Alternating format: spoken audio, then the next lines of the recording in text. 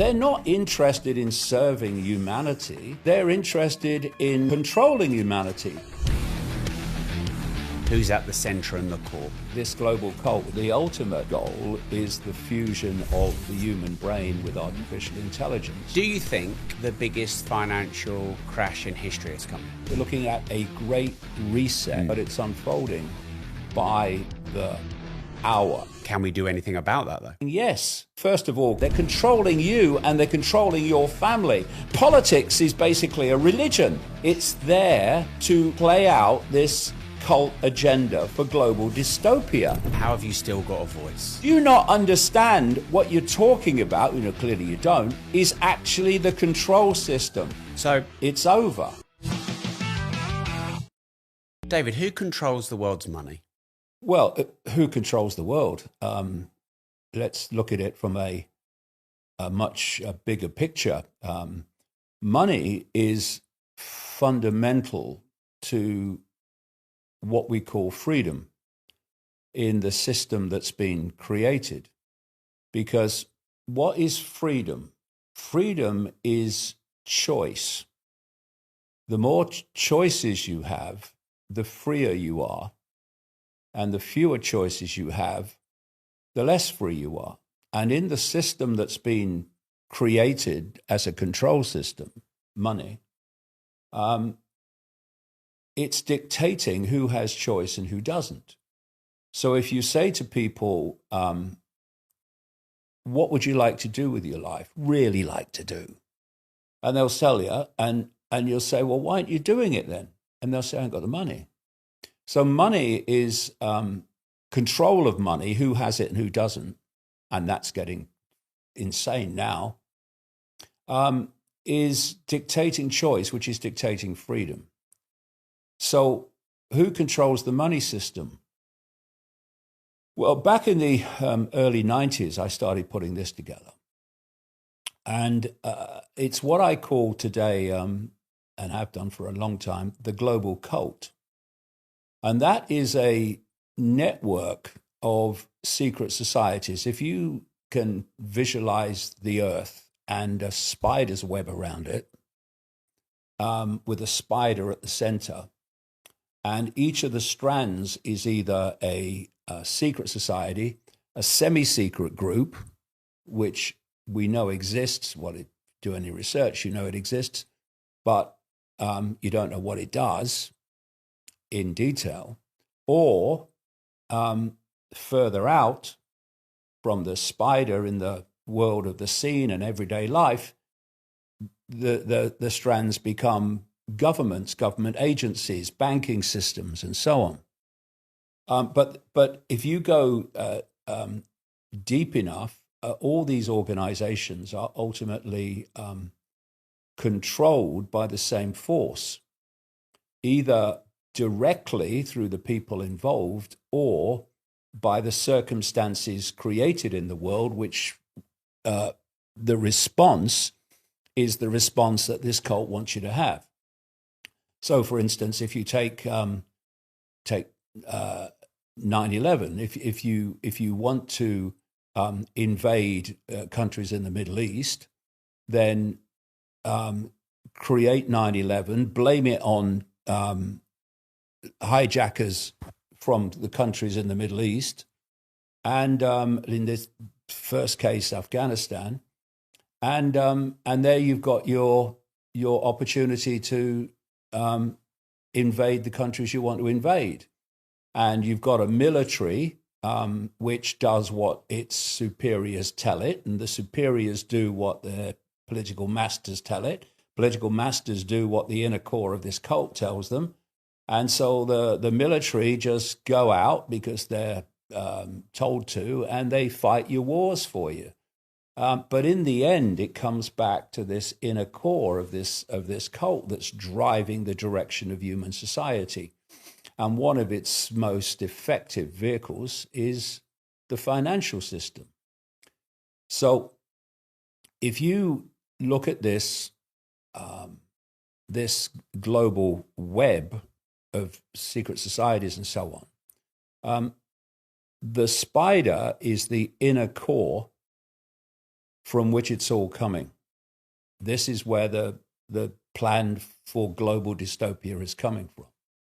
And out from that spider comes the step-by-step plan for global dystopia. First of all, it comes out through the secret societies, which themselves are fiercely compartmentalized. So most people in the secret society doesn't know what the secret society is really doing. And then you come out through the secret societies and you hit this point in the web that I call the cusp, where you have your organizations like the World Economic Forum, the Bilderberg Group, the Council on Foreign Relations, the Trilateral Commission, the UN to a large extent, the Club of Rome that was created in 1968 to use the environment and environmental concerns as an excuse to create centralization of power. The job of the cusp organizations, which include the think tanks and non-governmental organizations, is to take the plan from the spider through the secret societies and to play it out into mainstream society. And at that point, you are into the organizations that we see and we know about: governments, government agencies, banking systems, corporations, World Health Organization, Silicon Valley, World Trade Organization, and so on. And all these organizations and secret societies and think tanks and all of it, they are fiercely compartmentalized, like I say, so that most people in them don't know what the inner circle knows. And if you go deep enough into the World Health Organization, deep enough into Silicon Valley, deep enough into Big Pharma, deep enough into the regulatory agencies that's supposed to protect us from Big Pharma, you'll hit a point where you hit this web. And at that point, all these organizations that appear to have different roles are actually on the same team, playing out the same agenda. So when the World Health Organization announced what it was and how the governments of the world need to react, Silicon Valley starts instantly deleting and censoring those that were putting out a different story to the one coming from the World Health Organization. And if you didn't understand how this web works, you'd say, well, what the hell? You're supposed to be the town square. You're just what should be happening now. It's the exchange of information, but they were censoring it. Because if you go deep enough into Silicon Valley, into Facebook and Meta, they call it now, into Google, into YouTube, etc., all of which canceled me when it hit and I called it out in 2020, you're hitting the web that the World Health Organization is also attached to. So you've got one section of the web censoring on behalf of another part of the web. And you had big pharma corporations like Pfizer and Moderna. They were going to the regulatory agencies in government, like the Centers for Disease Control in America and the Food and Drug Administration, the MHRA in Britain, and they're like around the world. And they were saying, we want to use our fake vaccine, because it was not by previous criteria, on younger and younger and younger people down to eventually babies. And at each point, the regulatory agencies were saying yes. And you were going, hold on a minute. On the basis of whether it's safe and effective, you have no idea, but you're giving them permission one after the other all over the world. What's going on? Well, what's going on is you go deep enough in the regulatory agencies and deep enough into big pharma, you're hitting the web, and the web is giving permission to the web to roll out an agenda of the web, which was the fake. And so suddenly mysteries start to disappear, in the sense that why did they do that? Why would they do that? What are they doing that for? And I have a phrase, know the outcome and you'll see the journey. If you don't know the planned outcome, then everything seems random, bewildering. What's going on? Why are they doing that? Why are they doing that? But if you know what the outcome is planned to be, then suddenly the bewildering becomes very clear steps to the outcome. And the outcome is a global, digital, artificial intelligence controlled dystopia, the like of which and the extreme of which most people couldn't comprehend, because they've never experienced anything like it. But it's unfolding by the hour now, faster and faster and faster, because this global cult has been leading us there step by step by step by step by step. And the ultimate goal is the fusion of the human brain, human body with artificial intelligence. So the human brain is controlled by artificial intelligence. What we think is dictated by AI, and our emotional reactions are dictated by AI. And that's the ultimate control, if you think about it. And like I say, money is a massive central system of control, and it controls freedom by controlling choice. And so you have this global cult, which goes back a very, very long time, that created the financial system that we experience today, and we're in the process of going into an even more dystopian one using digital currencies.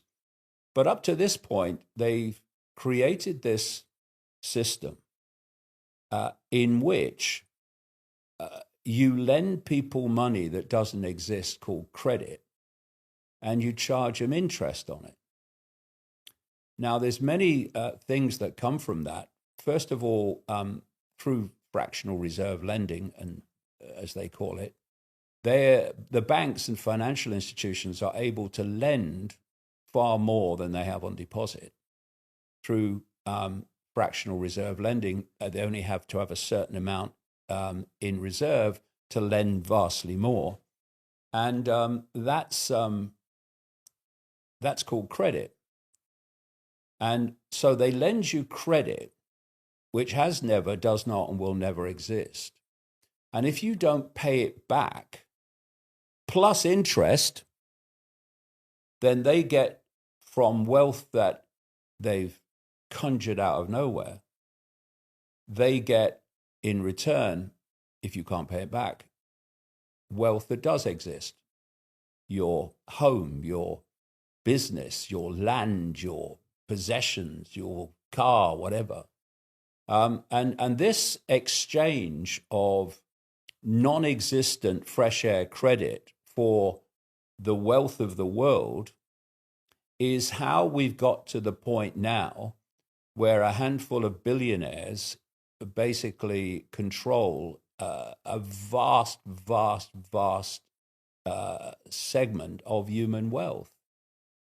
I mean, some years ago now, a handful of billionaires owned more wealth than half the world's poorest population, the poorest half of the world's population. What the hell must it be now? And so what you're doing is you are absorbing and accumulating choice. And as you accumulate it and absorb it, you're taking it from the population. And so they become slaves to you because they're trying to get by and put food on the table when the money is simply not in circulation for vast tracts of them to do so. But there's another aspect to this, which is how it comes about. When you go to a bank and you borrow, say, £100,000, they type into your account £100,000, which does not, and will never exist, called credit. But you're not paying back £100,000. You're paying back £100,000 plus interest. The interest isn't created, which means this: at no point is there enough money, credit, in circulation to pay back all the debt and all the interest on the debt. There's simply not enough money in circulation to do that. And so when you've got a boom and an expansion of the economy, that can be hidden a bit, not for everybody. But when you have any form of contraction of the economy, it becomes painfully obvious there's not enough money to pay back all the debt and all the interest on the debt, which means that encoded in the system by design is people losing their homes, their businesses, their land, their resources, their livelihoods. And this system has been running, for centuries now. The Rothschilds were massively influential in creating it. And now we're on the way to creating digital money and digital currencies, which will take this system of control through money onto a whole new level that we've never seen before. So I want to come to digital currencies later. You've talked about this sort of inner circle cult, and you just mentioned there the Rothschilds. So who is controlling these peripheral things we see that we think are controlling the money, like the banks and the governments? Who's at the center and the core? Well, what is the spider? It's not even in this dimension, mate. We're talking other dimensional entities that are ultimately controlling this. And could you explain that? Well, I will. But the global cult is the vehicle through which they impose their will upon human society. You know, when I first started uncovering this in the early 1990s, and I was uncovering the cult and the major players in the cult that we see, the real inner core players you don't see. They don't put themselves on public display. I started to realize there was a common theme among so many of them. And that's that they were involved in satanic rituals and pedophilia. And you go, what? Why? And then you look back into the ancient world and you see that the same was going on, only it was acceptable then, so it went on in the open. And people don't realize, you talk about the Greek pantheon of gods like Zeus and so on. But actually, all over the world, in every era and every culture, the people worshipped pantheons of gods. They called them different names, but they were pantheons of gods. And, after, I'm in my 36th year of research now, long ago you realize that actually they're different names for the same entities, and they are actually worshipping these other dimensional, as they perceive them, gods, not really, a bunch of prats, manipulators. And they're manipulating the human society that we see from those levels of awareness dimensions that we don't see. And, you know, one of the things I've been saying over the years is that every child should be told at the first moment they can grasp it that when we look through our eyes, we are not seeing everything in the space that we're looking at. What we're seeing is a tiny band of frequency called visible light.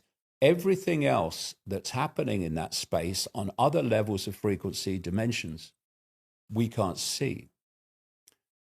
And to put that into perspective, according to mainstream science, the electromagnetic spectrum, which is basically our experienced reality, is 0.005% of what exists in terms of energy in the universe.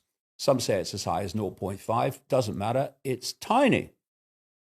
Visible light, which is the only band of frequency we can see, is a fraction, a smear of the 0.005%. And so when people say, well, if these entities are manipulating us, why can't we see them? Well, because you can hardly see anything, mate. It's happening outside of your visual range, which is ridiculously narrow, and I don't think by accident either.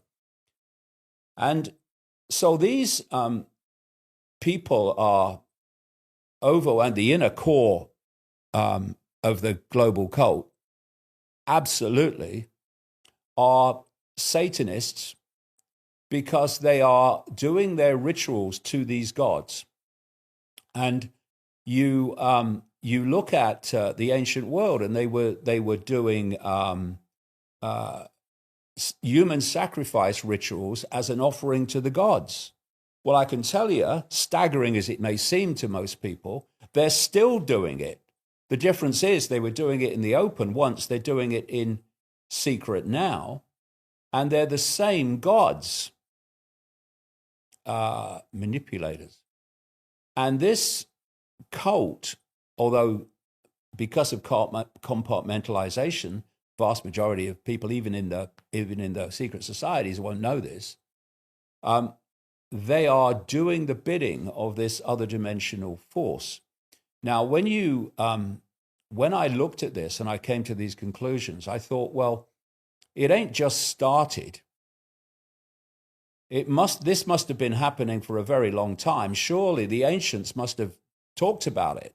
And then you start doing the research, which is why it takes so long to put this together, because there's so many things to research and to go deep into.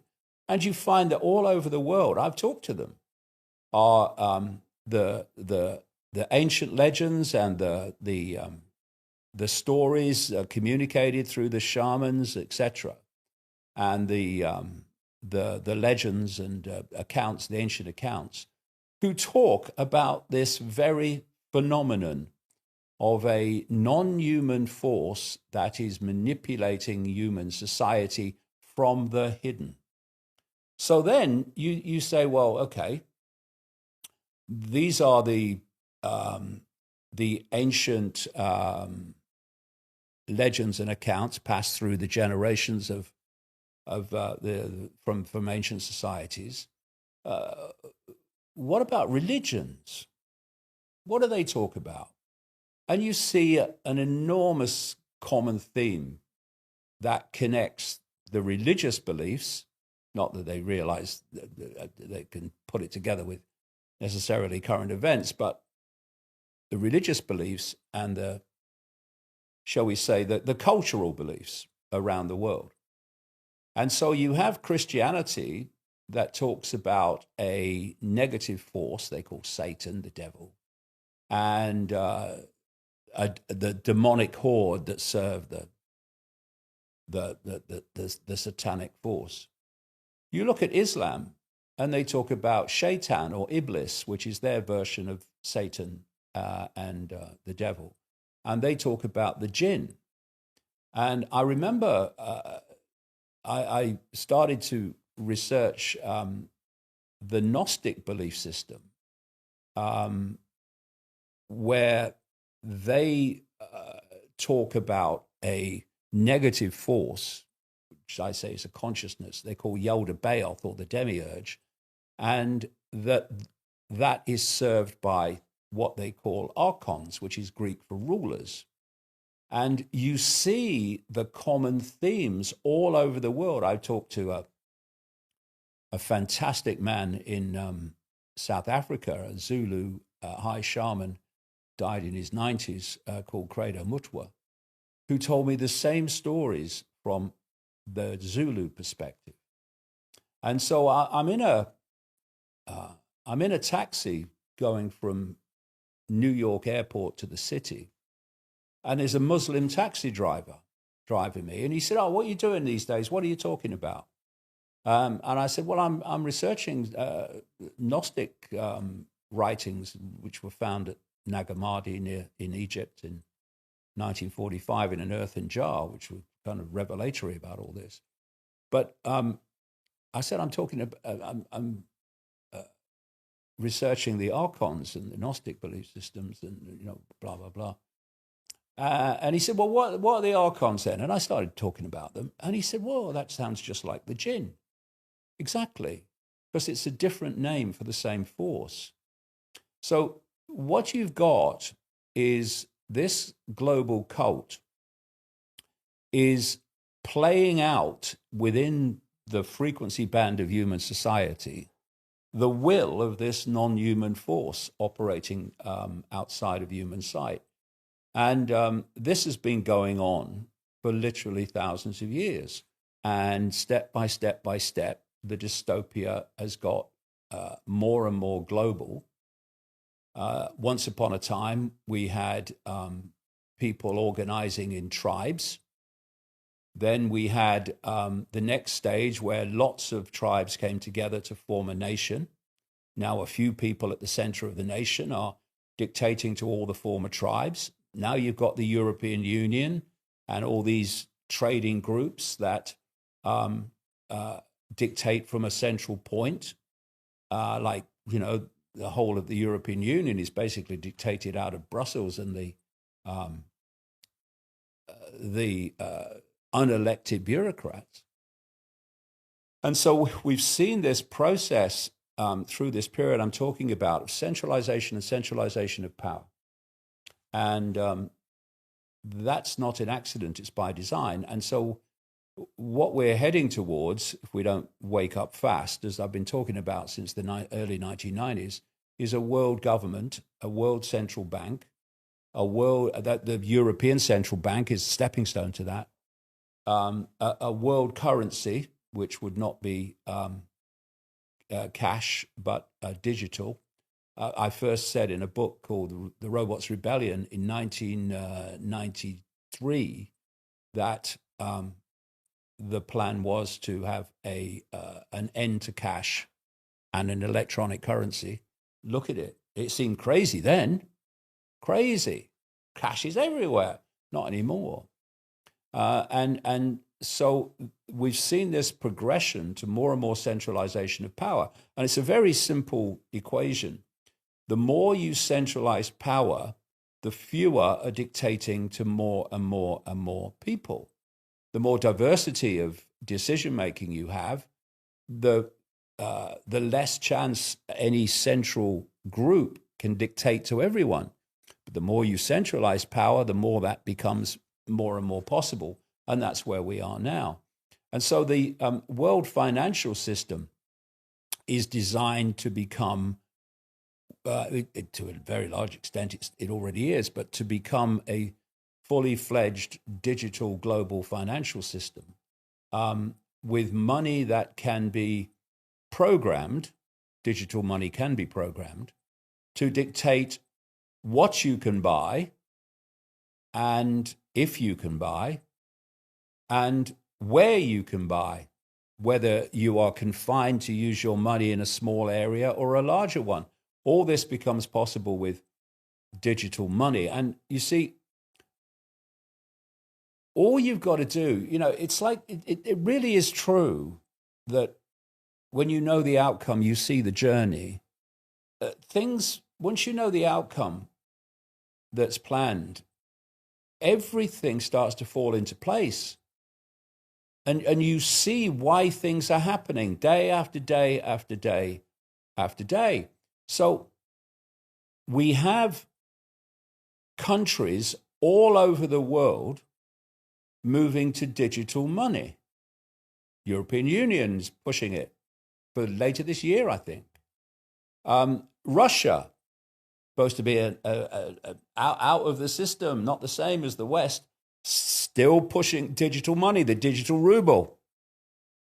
And in America, because Trump has to keep his base happy, which understands the consequences of what they call central bank digital currencies, he's done a executive order saying America can't have a central bank digital currency, but they're bringing in stable coins, digital stable coins that can be programmed in the same way as a central bank digital currency.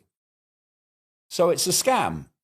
Everywhere you look is moving in the same direction. Now, who's coordinating that?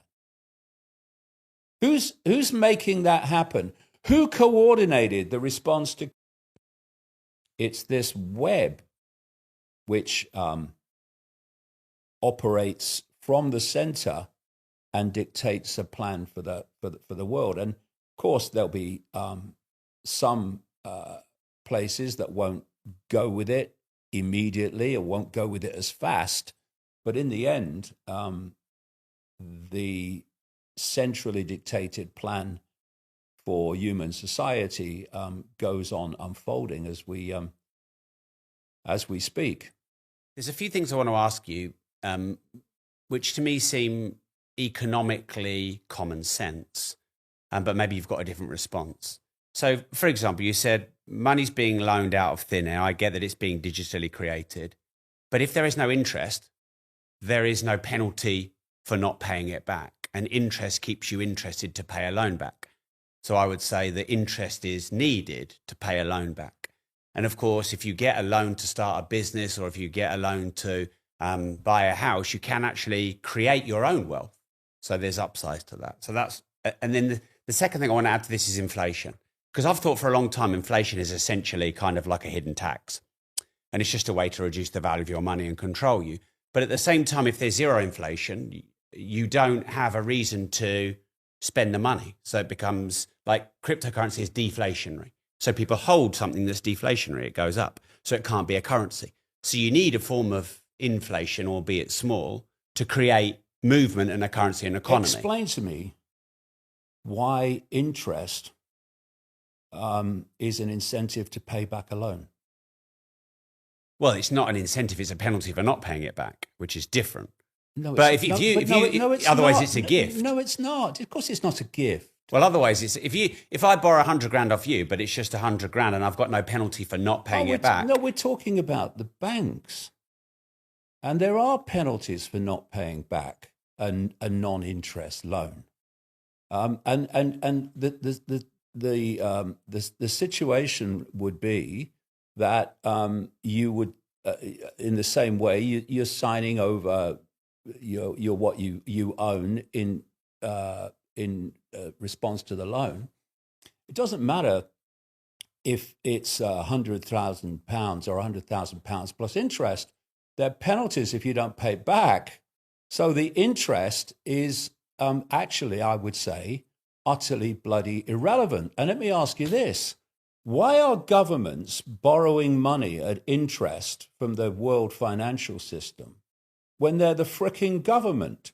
Why aren't they creating their own money interest-free and circulating it to the population interest-free? Why isn't that happening? I don't know. I'll tell you why. Because the same cult that controls the banking system controls the governments that make the laws regarding the banking system. It's simple as that. You know, we've really got to get our heads around the fact that the whole financial system is there for a means of control. and come up with something a little bit more sensible that doesn't have all the aces held by the banks, but actually treats money as what it should be, which is a means of exchange that overcomes the limitations of barter. Once you're having interest on money, you're making money from money, and this is how the banking system comes about. The Rothschilds and these other banking families, enormous numbers out of Germany originally, indeed out of Italy and further back, even as Babylon, they're not interested in serving humanity. They're interested in controlling humanity. And if you have governments up to their neck in debt to the same banking system that the population are, then you have control of the whole frickin' system through money. You know, we have people in this country, and every other bloody country come to that, who are living in deprivation and poverty, because not overwhelmingly because they don't want to work, and don't want to contribute to society, but because the money is not there to give them a living. And the more AI comes in, the more blatant and massive this is going to be, all part of the control system. And the reason they don't have the means to put food on the table and live a decent life is because the money's not available. And the money is controlled, who has it and who doesn't, by the banking system. And there's no way that a banking system centrally controlled through organizations like the Bank for International Settlements in Basel, Switzerland, should have control of the world's ability to feed itself and to live a decent life, because they are deciding how much money is in circulation and how much isn't. You know, the whole thing is built to control. Right now, your personal data is being sold and exploited, and probably without you knowing. Every day, countless companies are invading your personal privacy by buying and selling your data for their profits. But the good news is there's a way to opt out of this, and this is why I'm excited to partner with Incogni. Because what Incogni do is they work, hustle and force on your behalf in the background to remove all of your personal data from all of these intrusive databases, marketing lists and companies. So to stop the spam and protect your privacy, go right now to incogni.com/disruptors to get an exclusive 60% discount off an Incogni plan. That's incogni.com/disruptors, or click the link in the description. So as an individual, what can one do initially financially to maybe get ahead or at least survive? And then broadly speaking, for humanity to have some decentralization or some fairness in humanity? Well, they first of all, cash must stay in circulation, because it's disappearing at a fantastic rate. And once it's gone, so's freedom. Can we do anything about that, though? We can keep using cash for a start. But the point being that unless we start to understand that this global cult exists, that it's driving the direction of human society, and we need to dismantle it, then nothing's going to change. Because the power at the center of this cult globally now is such that if that's not dismantled, it's over. Simple as that. And what you find, because of this compartmentalization, is the vast majority, and I'm talking the vast majority even at cabinet level in government, have no idea how the system works. They're just a pawn in it. They're a cog in it for a brief time, but they don't know how it works. And they're parroting the platitudes and the cliches about, oh, yes, economics, inflation, money supply, and all this stuff. Do you not understand what you're talking about? Clearly you don't. Is actually the control system that's not just controlling the population. They're controlling you, and they're controlling your family, and they're controlling your kids and your grandkids. And if we don't start opening our minds to beyond the platitudes and the cliches of response, and see that it is a system designed by the few to control the population for the few, then nothing's going to change. And one of the things is that we've got to start realizing that politics is not there to make a difference for the better. It's there to play out this cult agenda for global dystopia. There's 8 billion people, so we're told, in the world. The number of people in full knowledge who are driving this is a tiny, tiny, tiny fraction of that 8 billion. Mathematically, there is no way that those few should be controlling 8 billion people and the direction of the world of those 8 billion people. It is. Why?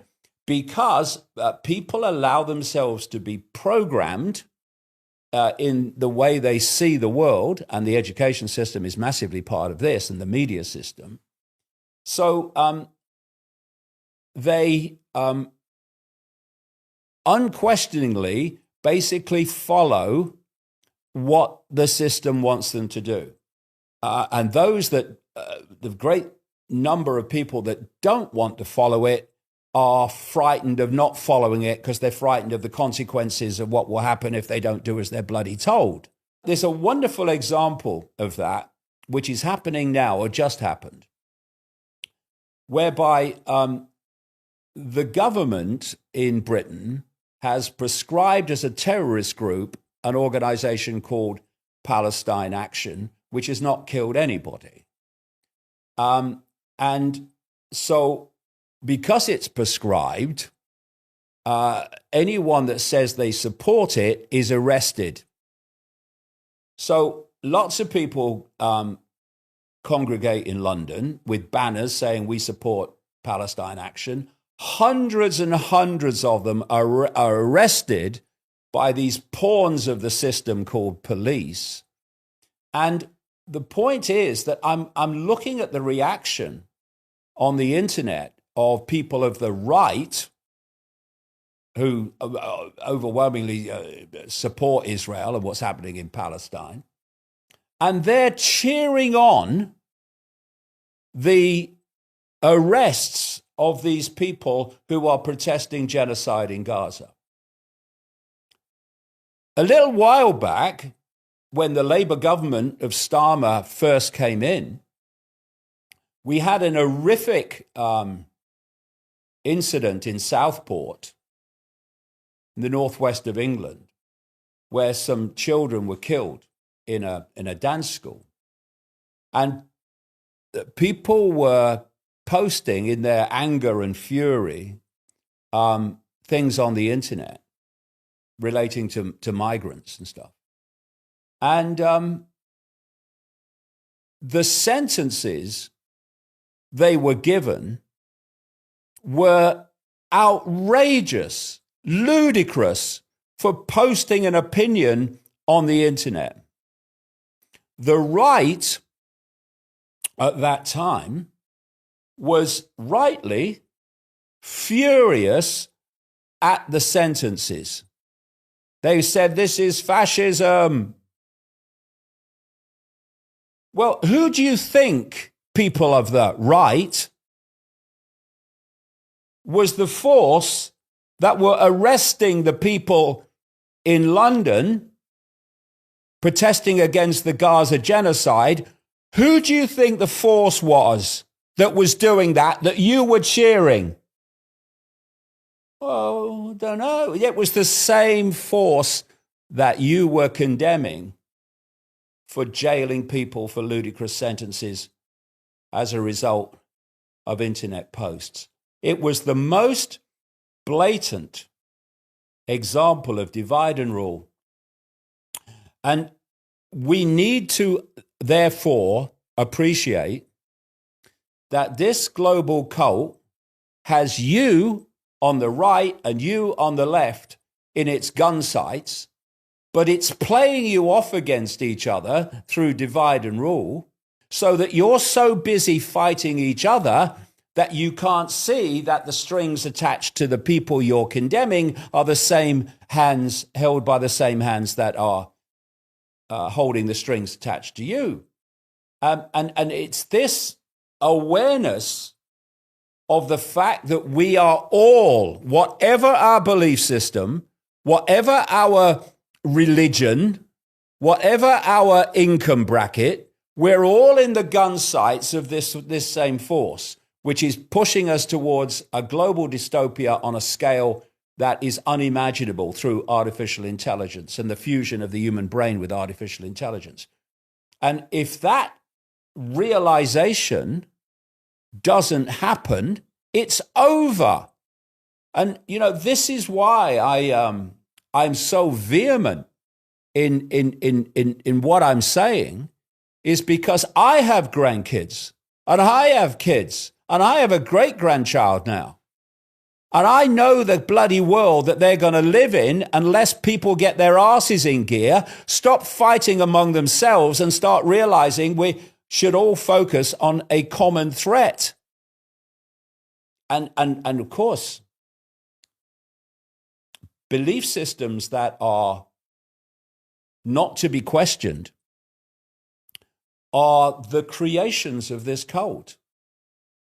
Because if expanding your mind to see the scale of what's happening is the answer and the response that comes from that, if that's the answer and this cult doesn't want you to have the answer, then it wants you in some form of myopia beyond which you won't go. So they get some of you to identify belief system with the political right. Hey, the deep state are the Democrats. And they get the left to self-identify with their belief system beyond which they won't go. And then they play the belief systems off against each other. Politics is basically a religion. So look at religions.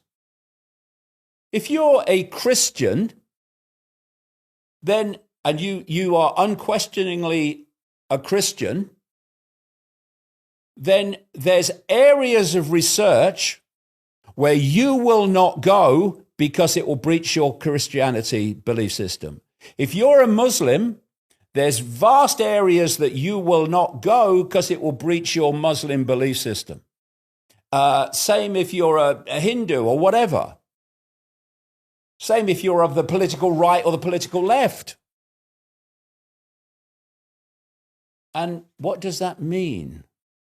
It means people are self-limiting their sense of the possible so that they don't see, shit, it's targeting all of us. Yes, left, right, Christian, Jew, Muslim, Hindu. But because of this belief system prison that people live in and are manipulated to live in, I understand why they do. People don't see the picture where the answers lie. And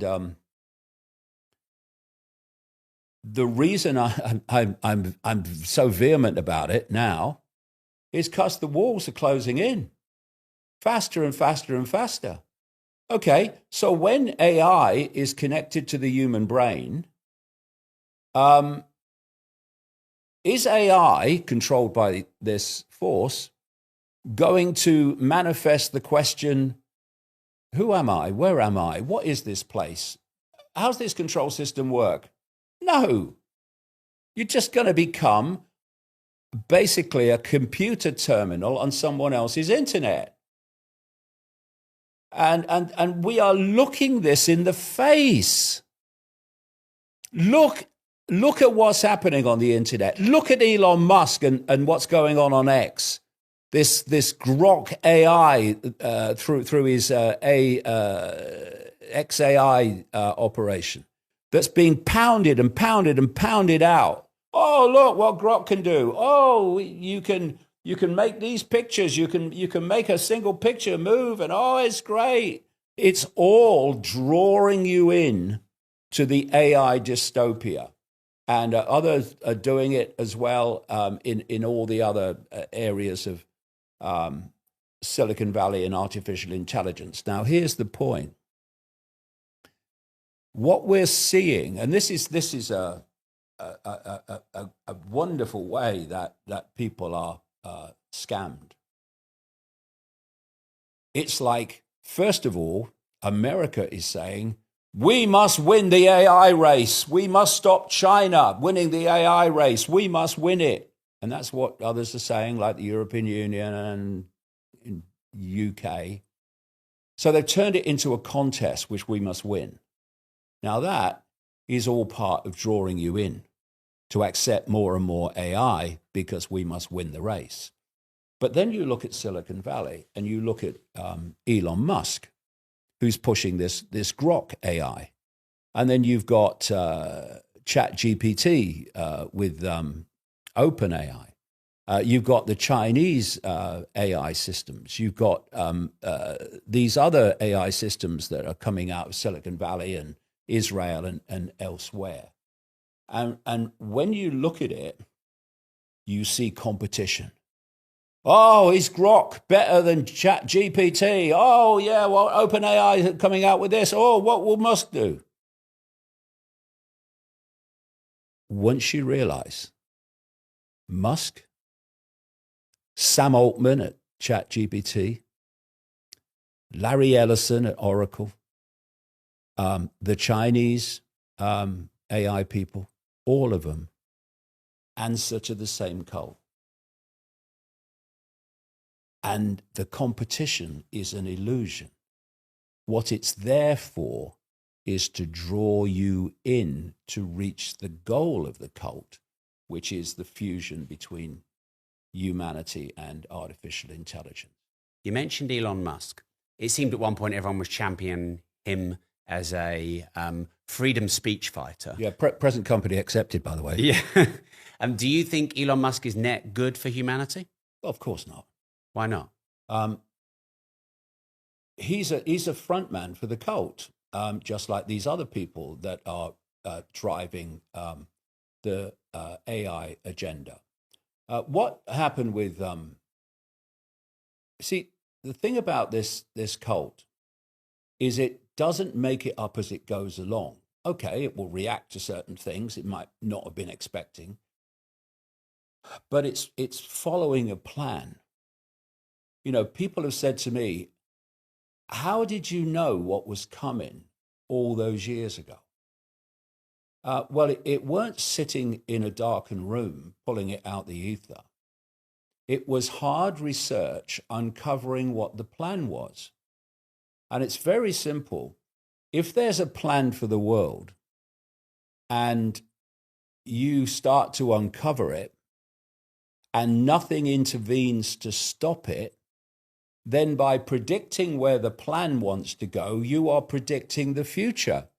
You're not predicting the future that has to happen. You're predicting the future if nothing intervenes to stop it happening.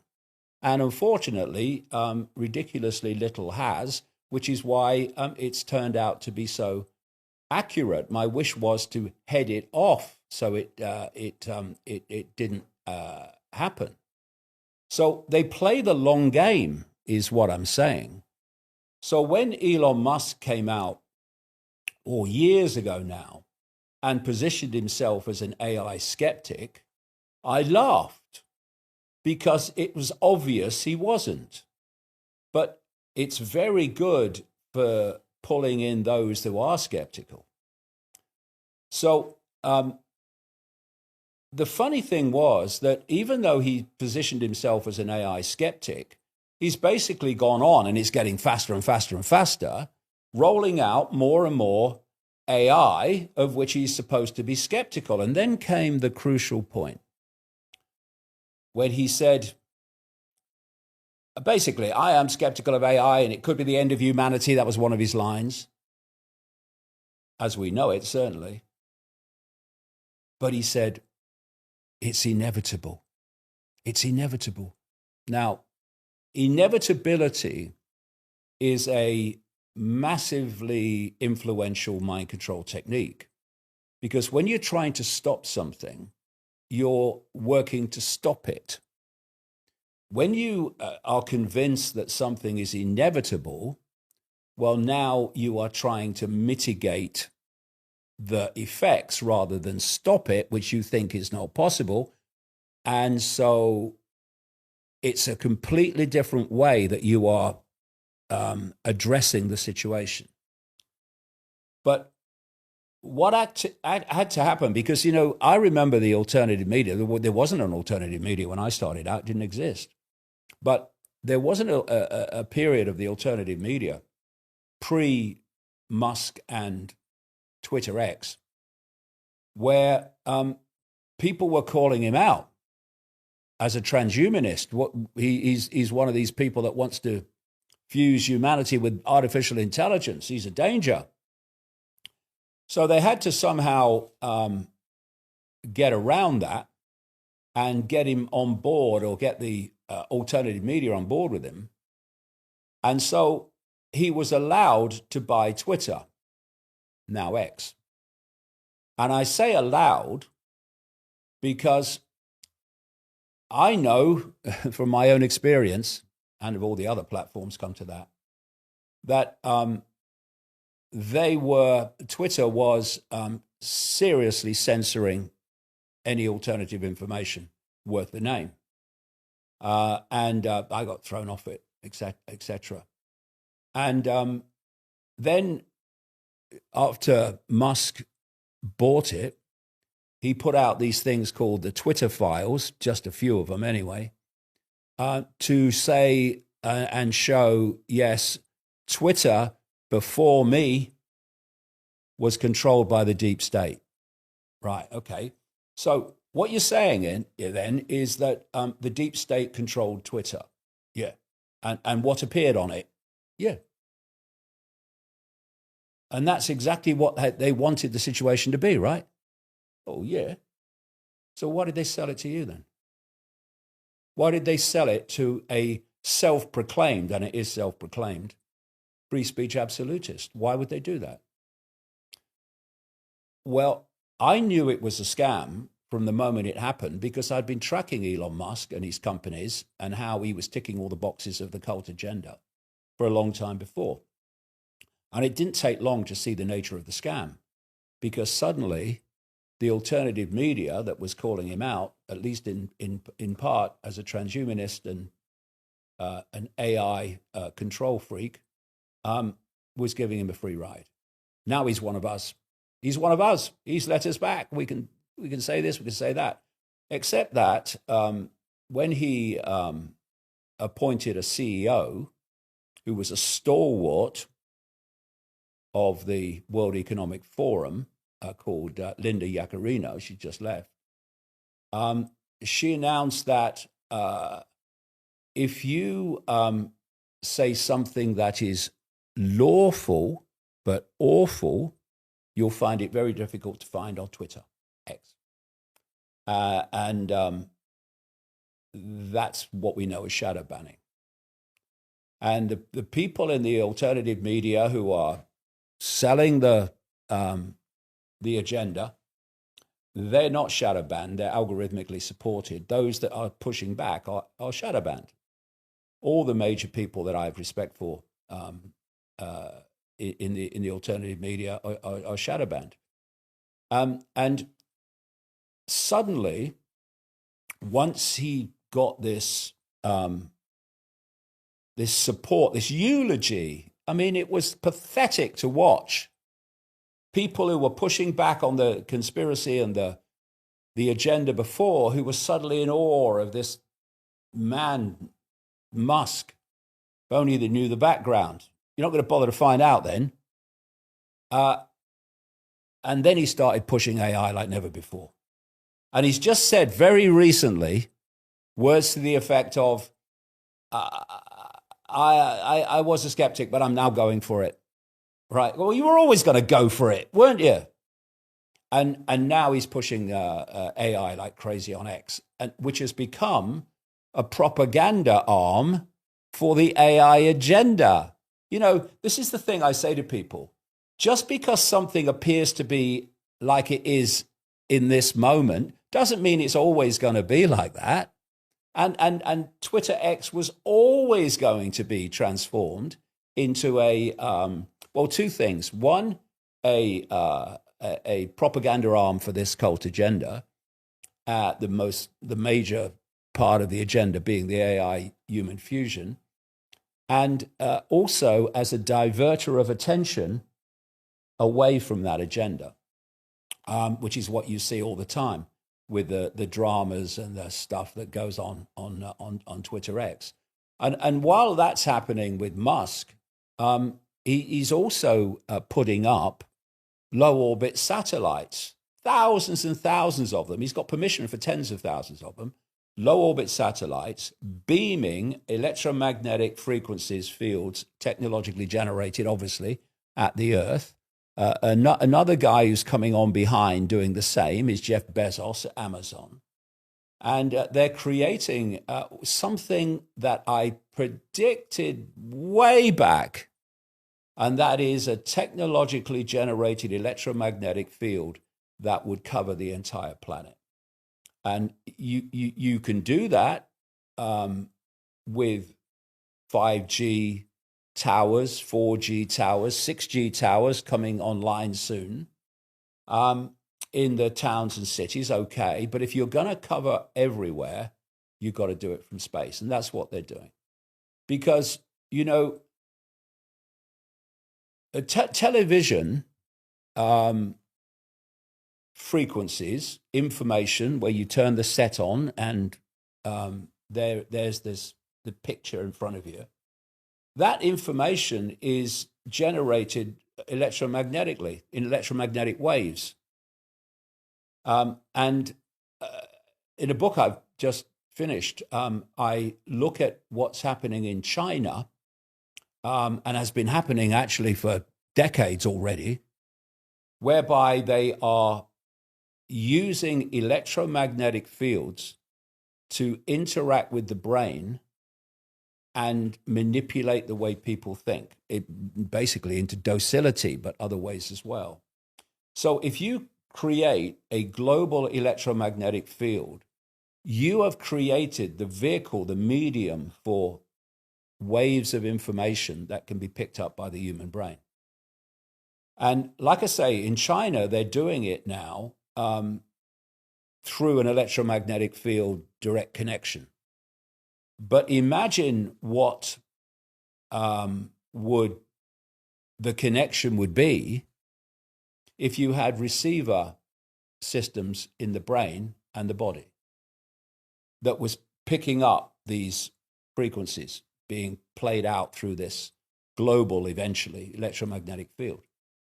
They're playing out a cult agenda for the centralized control of human thought and emotional response.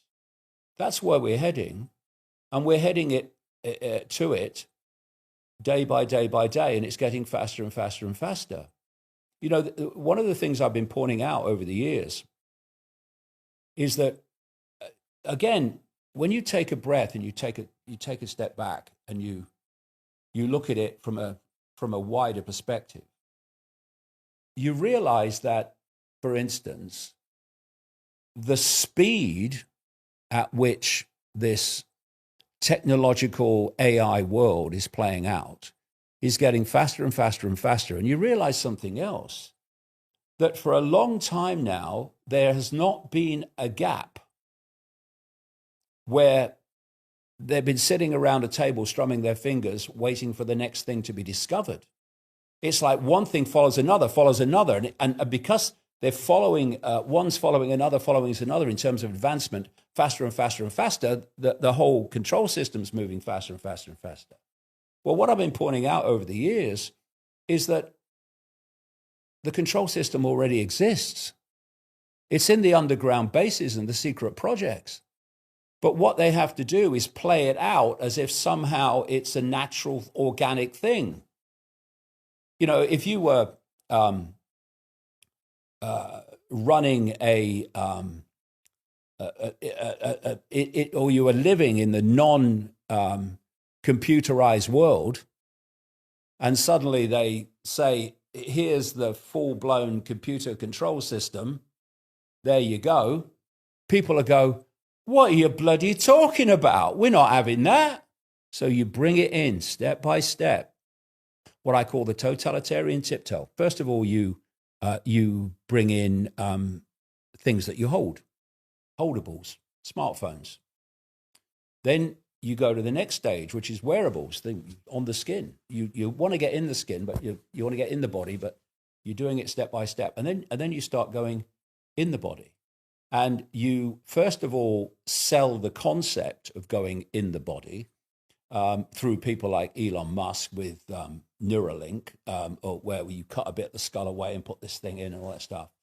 And you know, I remember Elon Musk being asked a question, a very good question. Yeah, but how many people are going to want a bit of their skull taken away? Do you all want a microchips in? And he said, and this is, I think it's before vaccine. He said, oh, but you might not have to do it that way. He said, you could go in through the veins to get into the brain. Nanotechnology. So you've gone from holdables to wearables to this concept of connectables in the body to nanotechnology. But the nanotechnology, of course, has had to be done surreptitiously so that people don't know it's happening till it's too late. And so we are at a point now where we are looking extreme dystopia in the face through the monetary system, the digital currency, and most of all through the AI human fusion. Because, you know, when Kurzweil said by 2030 people will start to be connected to artificial intelligence, people get, and I understand it, people get the idea, the vision of somehow artificial intelligence being connected to the brain and all that stuff. But it's nanotechnology, that's how it's being done. It's not some kit that's going to be connected to your head. It's through this system of receivers and picking up these electromagnetic waves of the hive mind. And when you look today, and for a long time past, the ability of people to act like they have a hive mind, in the sense of people thinking the same and acting the same, then just imagine the scale of the hive mind if it was done technologically in the way I'm describing. So maybe people can understand why I don't mess about when I'm trying to get this across, because it's not a case of, oh yeah, we must go softly. We can't. This is not 1950. It's not 1960, 70, 80, 90. This is 2025. We are years away from this thing coming in. And if we don't understand it now, well, it's going to be too late. So again, I want to come to possible solutions. Do you think the biggest financial crash in history is coming?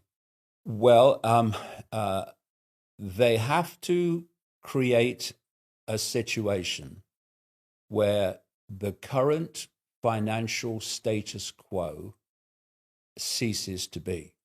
And this is something that I've written about over the years at length. You might call it creative destruction. You have a status quo, and you've created the status quo, but it's a stepping stone to the one that you really want eventually.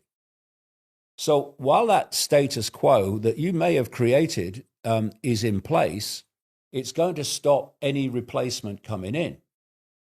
So you've got to destroy the status quo. Now, wars are wonderful for that.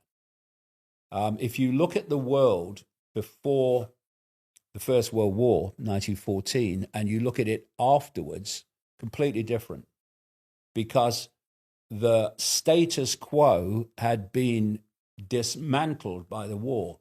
Then, if not long later, we have the Second World War, and it's massively dismantled. And that's when the centralization of global power really started to move, with the Bretton Woods Agreement and the IMF and the World Bank and all the rest of it. And so we've come to the point, and I find it very interesting that Klaus Schwab, the World Economic Forum, as was, should talk about the Great Reset, because that's what we're looking at. We're looking at a Great Reset, and the Great Reset is the end of the current status quo on every frickin' level, including financial. The end of cash, all of it. Everything that we've kind of known in the lifetimes of people alive today is planned to go in this Great Reset. So, what better way of destroying the financial status quo than a massive global crash? And I think that's highly possible and highly probable that that's coming as part of this. Because once the status quo is gone, then the people who have covertly crashed it will come forward as the saviors to present a new system to save us from the crash of the old. Not only would a crash bring an end to so many people's livelihoods and employment, more than anything, AI is doing it. And, you know, I don't think people realize the scale of jobs that is going to be replaced by AI, and not in the far distant future either, much sooner. I mean, you know, we're now having court judgments made by AI in places like parts of America. And these trials are not trials, they're a foot in the door. We're having the whole of the financial system is being redrawn with AI. So even the legal system is being redrawn. People, you know, Trump's talking about, oh, we want to bring jobs back to America, but you won't bring jobs back to America. Even if you bring production back to America, it will overwhelmingly be artificial intelligence doing it. So you're going to have a situation, and again, on purpose, where people are going to have no way of putting the food on the table. So this is the plan, and they're already trialing it all around the world. Elon Musk is a big fan. It must be bad. Called a universal guaranteed income. The fact that you will be given a certain amount of money every month, be a pittance, and everyone will basically get the same, and you will get it so long as you don't rock the boat. If you're an agitator or you are a dissident of the system, you won't get it. And then they'll say, well, you can be a dissident if you like, but you ain't going to get the guaranteed income. And by the way, how else are you going to put food on the table? There aren't any jobs anymore. It's all done by AI. And I guess no cash either. No, well, there won't be any cash. So this is the ultimate control. So now imagine this. You are eventually connected to artificial intelligence. So artificial intelligence is doing your thinking and your feeling. So you're never going to have thoughts of being a dissident and challenging the system anyway, because artificial intelligence is not going to manifest that thought. You are in a situation where by this time, digital money will be in place that is programmable. So it can be programmed so it dictates what you can buy and what you can't buy, and it dictates where you can buy it or not buy it. In other words, if you move to this whole concept of 15-minute cities, where they're telling us that everything we need will be within 15 minutes walk or cycle ride from our home, then if you want to say, sod you, I'm going out beyond it, well, you can, but you won't be able to use your money because it's programmable only in the area that you live. And, you know, the reason that they're bringing in electric vehicles and using government legislation to impose it is not to save the planet. It's a frickin' myth. It's just an excuse out of the organizations like the Club of Rome in 1968, specifically used the environment as an excuse for centralization of power. It's because you can't have computer-controlled vehicles that are petrol and electrical in the same way, petrol and diesel, in the same way that if they're electrical. And the idea is, and you know, here's Musk again with his robo-taxis and these other driverless taxis they're bringing in, much better than his. But this is a point that I kind of made earlier, but I'll make it again. It's like, oh, Musk's bringing in the autonomous taxis, and they're bringing them in. And I've got a question for you. Anybody? Why do we need autonomous vehicles? Why can't we just bloody drive them? Well, I'll tell you why. Because if you have the freedom, as we still have, just to get in a car and drive it where you want, virtually where you want, then that's freedom. But when you've got autonomous vehicles only, the computer is programmed to decide where you can and cannot go. And what will be denied you is the vast, overwhelming majority of the world and the country. And that's why electric vehicles are being brought in. And who's been one of the leaders in selling electric vehicles? Oh, Elon Musk. And so you have autonomous cars that are saying where you can and cannot go. Even in the interim, if you have a petrol vehicle that can go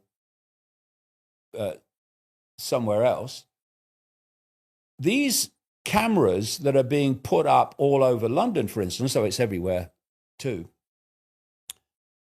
that are number plate cameras that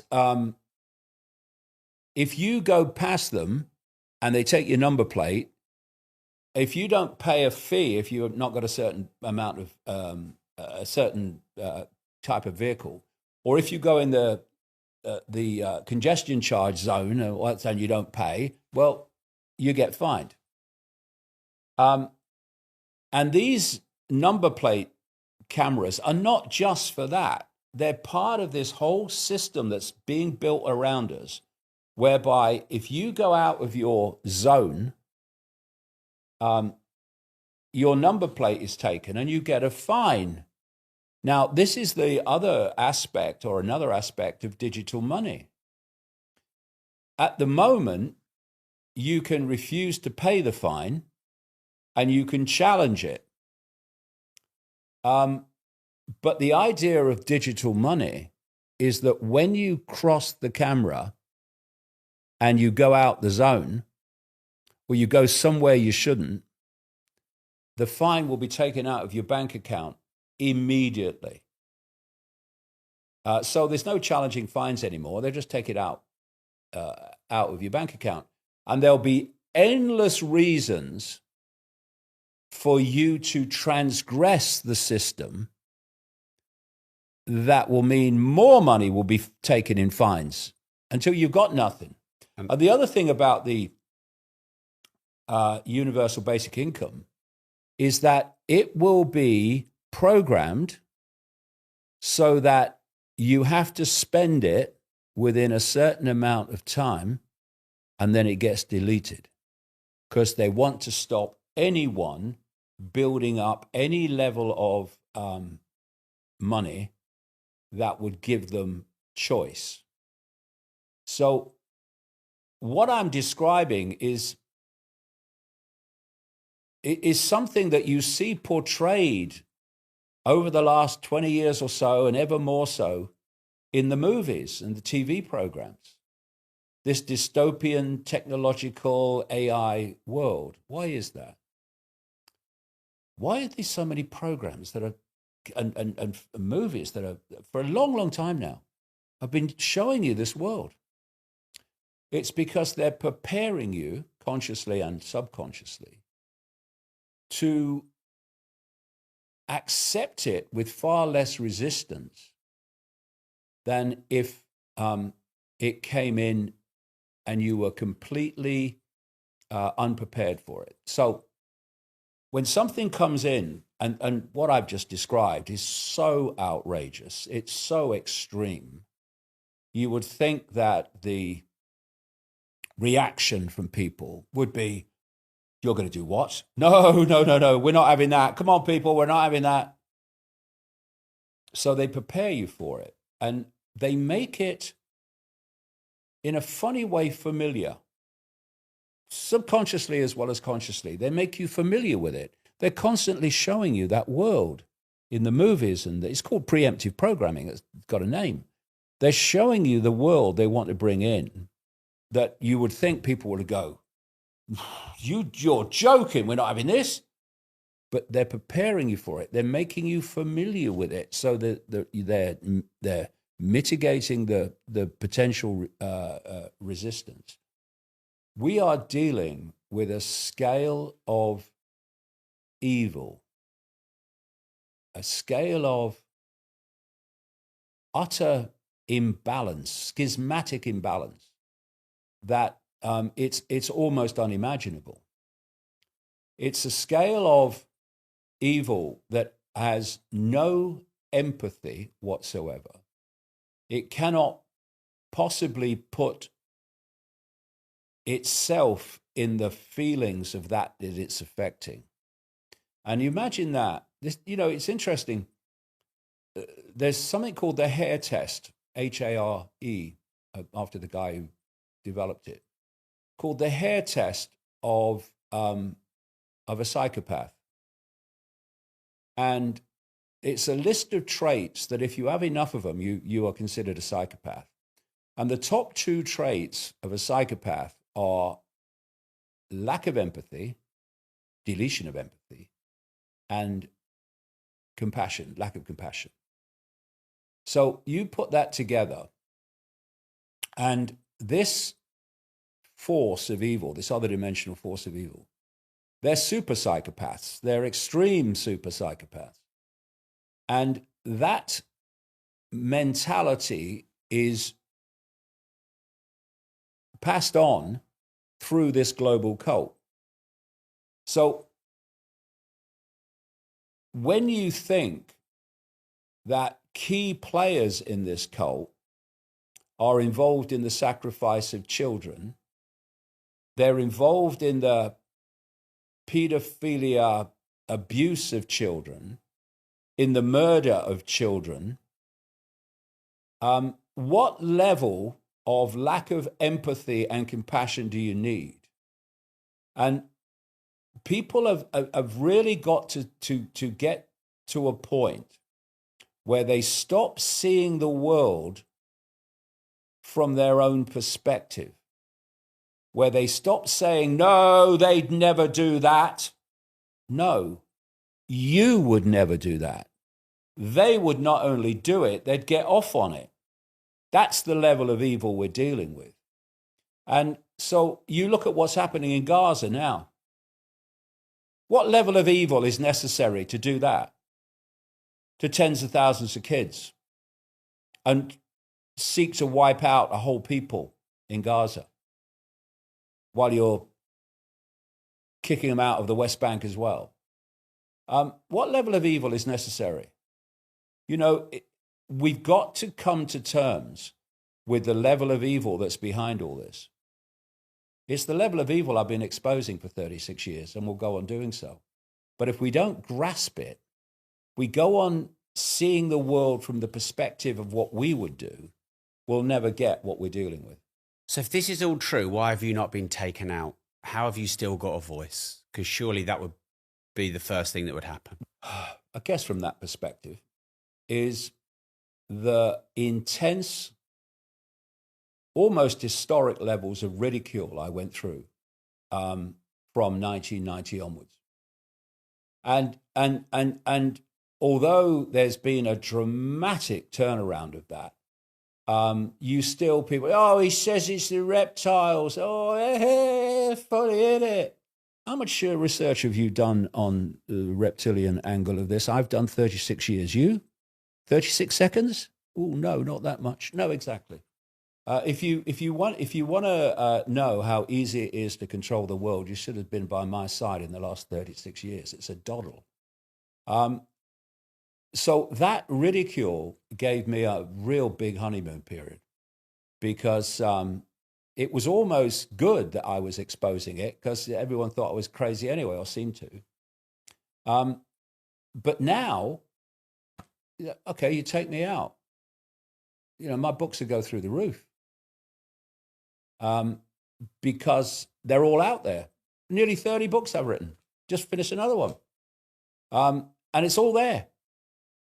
And the credibility I would have if I was taken out would be phenomenal. So, I mean, what's the point? What's the point of that?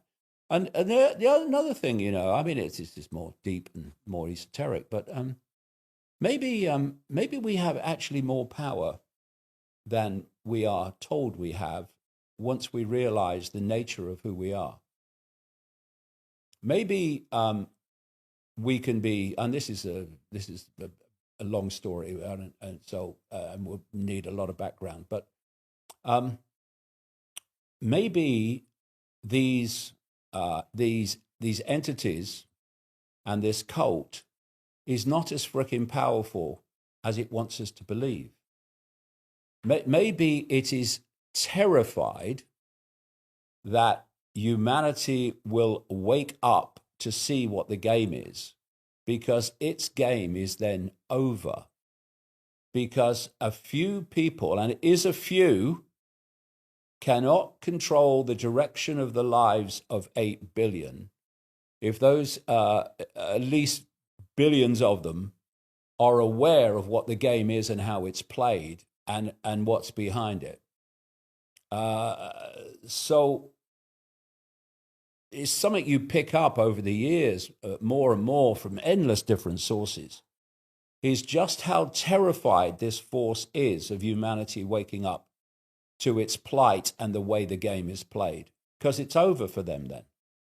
See, when you've got 8 billion people, so they tell us, and there's a handful running it, until, this is the whole point of the AI human fusion, until you have got control of human thought directly, which is what that's all about, then you cannot physically control people, except in a small area, if those people won't have it, right? So, well, example, I mean, there's, you know, a very, very large group of people, like thousands, in London, and the police moved in and arrested hundreds of them. If those thousands said we're not having it, the police would not be able to do it, because we behave as we do because we perceive as we do. If you perceive differently, you behave differently. So you've got to control perception. This is why they control the education system and created it.